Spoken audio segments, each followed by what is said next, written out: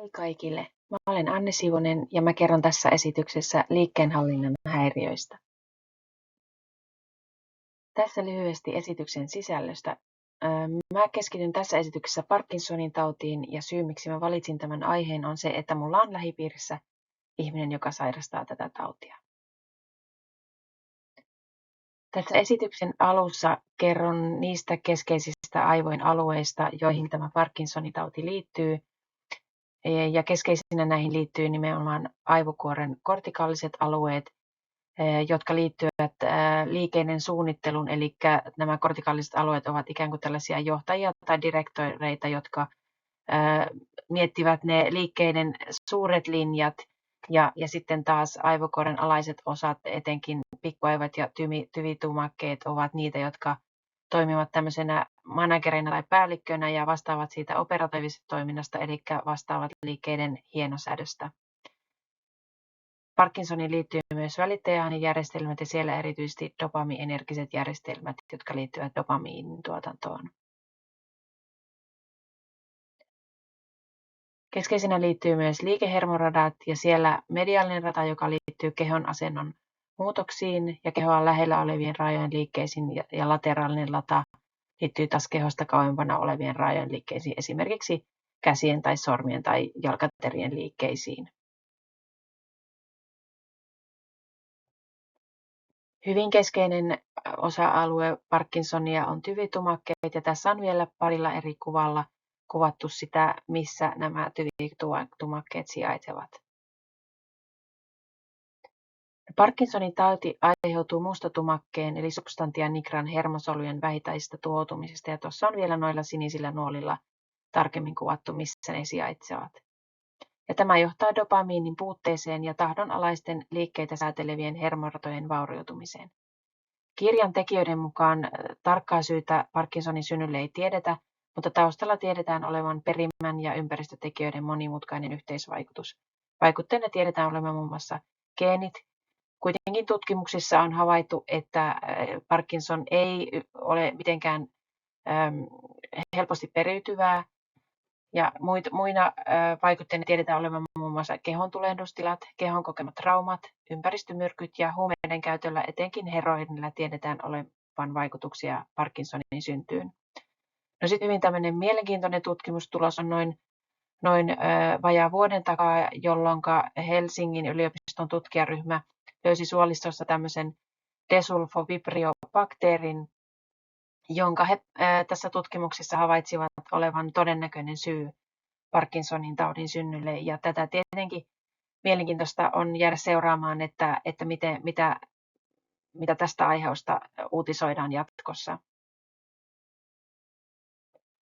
No sitten mä kerron Parkinsonin taudin oireista. Ja nämä oireet tunnistetaan usein vasta, kun 60% hermosoluista ja 80% dopamiinista on hävinnyt. Ja tämän diagnoosin saaminen usein viivästyy, koska aivot pystyy hyvin pitkään kompensoimaan muilla toiminnoilla hermosolujen ja dopamiinin vajautta. Ja tämä Parkinson on nimenomaan useinkin ikääntyvien sairaus, eli ne selkeämmin oireet alkaa näkyä vasta 60-70-vuotiaana, kun aivojen toiminta kompensointiin heikentyy. Tämä on selkeästi yleisempää miehillä ja Alzheimerin jälkeen toiseksi yleisin neurologinen sairaus. Tauti on etenevä, mutta kuitenkin sen sairauden kulku ja oireet ovat hyvin yksilöllisiä, kuten tällä minunkin lähipiirissä olevalla henkilöllä. Pääoireena on lepovapina, liikkeiden hinastuminen, lihasjäykkyys ja vaikeudet hallita kehon asennon muutoksia. Aivosäätiön mukaan oireet ovat lähes aina alkuun toispuoleisia, kunnes ajan mittaan muuttuvat molemminpuolisiksi. Tämä vapina on harvajaksoista, ilmenee erityisesti yläraajoissa levossa ja lievittyy tai voi jäädä kokonaan pois aktiivisen liikkeen aikana, esimerkiksi kun henkilö syödessä käyttää aterimia tai vaikka pitää kahvikuppia edessä. Ja liikkeiden hidastuminen näkyy esimerkiksi tuolilta nousuvaikeutena tai sängyllä aamulla, kun pitää nousta sängyssä ylös, niin liikkeelle lähteminen voi olla vaikeaa. Lisäksi kävelemään lähtö on hidasta tai askeleet ovat lyhyitä. Tämä Parkinson on tosi monioireinen sairaus ja on hyvin yksilöllistä, miten ne oireet eri ihmisillä ilmenee. Mutta kuitenkin tämän taudin ilmetessä voi ilmetä esimerkiksi autonomisen hermoston oireita, kuten äkillistä verenpaineen vaihtelua, hikoiluhäiriöitä, tihentynyttä virtsaamistarvetta, ummetusta tai impotenssia. Voi kehittyä hajuaistin heikentymistä, ihon rasvoittumista ja syljen valumista, vaikeuksia puheen tuottamisessa ja nielemisessä. Myös erilaisia unihäiriöitä tai päiväaikaista uneliaisuutta tai voimakasta uupumusta voi ilmetä, kuten myös muistihäiriöitä, ajatustoiminnan hidastumista ja masennusta. Ja useinkin nämä ei-motoriset oireet voi esiintyä jo useita vuosia ennen kuin nämä motoriset oireet alkavat näkyä.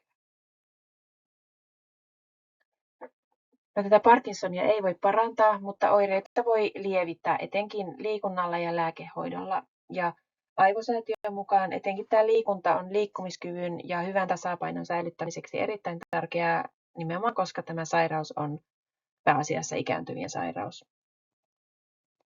Ja tähän hoitoon on käytettävissä useita eri lääkkeitä, jotka sitten valitaan yksilöllisesti iän, taudin vaikeusasteen ja muiden sairauksien mukaan.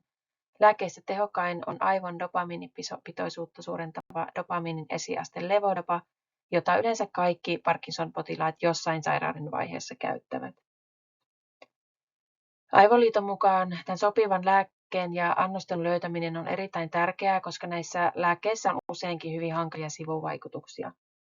Niitä voivat olla esimerkiksi erilaiset pakkoliikkeet tai impulssikontrollihäiriöt, muun muassa pelihimo, liiallinen seksuaalisuus ja erilaisten harhojen näkeminen. Ja hankalimmissa tapauksissa, jossa lääkehoito tai muut keinot eivät auta, mahdollisuutena on kirurginen hoito. Tällöin tällaisella sähköisesti tämmöisellä syväaivostimulaatiohoidolla tätä kohdetumaketta, vaurioitunutta kohdetumaketta stimuloidaan sähköisesti. Tässä oli mun esitykseni. Kiitos kaikille. Ja lopuksi vielä lähtee.